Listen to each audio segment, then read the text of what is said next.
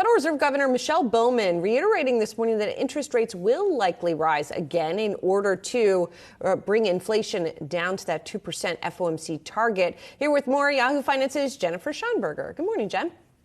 Good morning, Julie. That's right. Fed Governor Michelle Bowman said this morning that she supports higher interest rates and expects to raise rates higher despite those recent cooler readings on both jobs and inflation.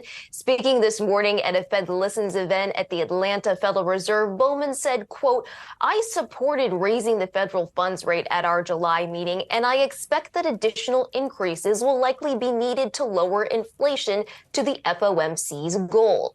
Now, going forward, Bowman says she will be looking for evidence that inflation is on a consistent and meaningful downward path as she considers whether to raise rates further and how long rates will need to remain at a sufficiently restrictive level. While Bowman says she's encouraged by the recent inflation readings on both CPI and PCE, she says inflation still remains well above the Fed's 2% target.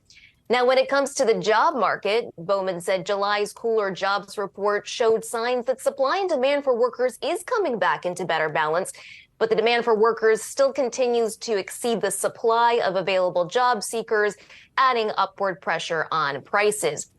Now, elsewhere, New York Fed President John Williams told the New York Times in an interview that he, too, sees supply and demand coming back into better balance in the jobs market, and that in his mind, it's really a question of whether the Fed needs to do one more rate hike or not, and that will depend on the data. He says the Fed is very close to the peak on interest rates. Guys? Getting there. We'll see if we're actually there or not. Thanks so much, Jen. Appreciate it.